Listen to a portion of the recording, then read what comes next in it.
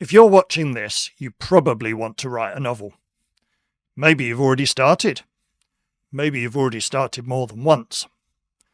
And if the stats are true, at least one of those attempts is parked somewhere unfinished. It's in a folder on your desktop, stuck in a drawer, it's in a notebook you've stopped opening. That's an extremely common situation. Most people who begin a novel don't finish one. And the reasons are almost always the same. That means the reasons are predictable.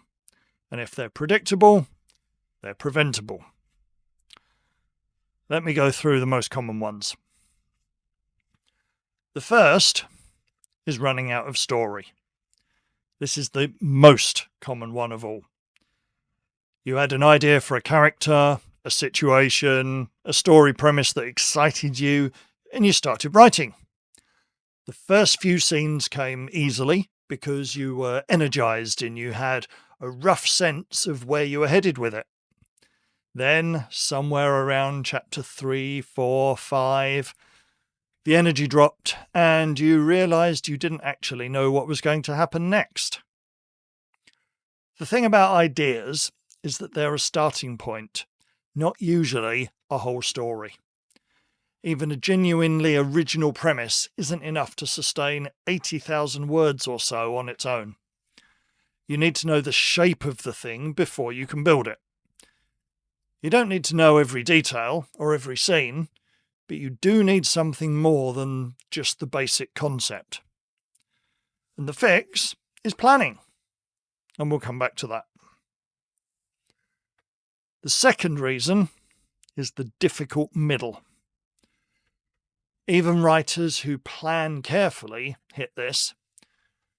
The beginning is fresh, the ending is clear on the horizon, but the middle is a long stretch of terrain with no obvious landmarks. And that's where your momentum dies. Most unfinished manuscripts that get that far don't end with a dramatic decision to quit. They end with drift.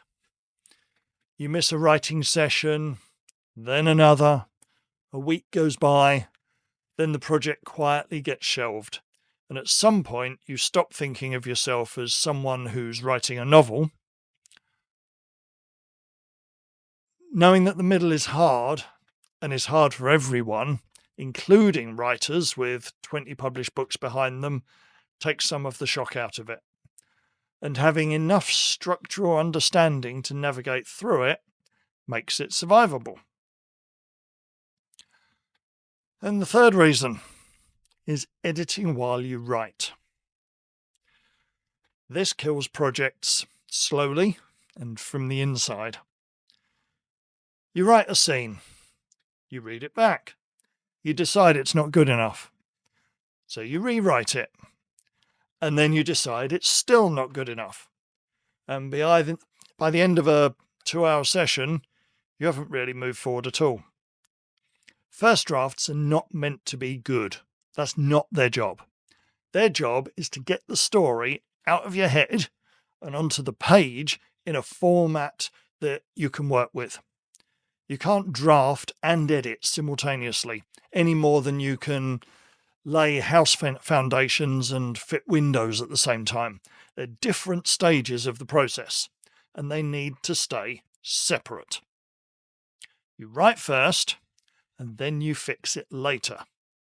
It might sound obvious, but it cuts directly against the instinct most beginners have, which is to get each sentence right before moving on. Reason number 4 is waiting to feel like writing. If you only write when you feel inspired, you won't write enough to finish a novel. Inspiration is intermittent. Novels are long. Published authors don't write because they feel like it. They write on schedule, regardless of mood, because they've stopped treating the feeling of inspiration as a prerequisite. The work happens whether the feeling shows up or not. They sit down open the document, and write the next part of the story. The feeling of inspiration is a bonus if and when it arrives. It's not a requirement for getting started. And the fifth reason is not knowing what you're aiming for. Most beginners write towards a vague idea of done without knowing how long the book should be, what the structure looks like, or what the ending actually is. That's like driving to somewhere you've never been with no map and no understanding of what that destination is. You might cover some ground, but eventually you run out of road.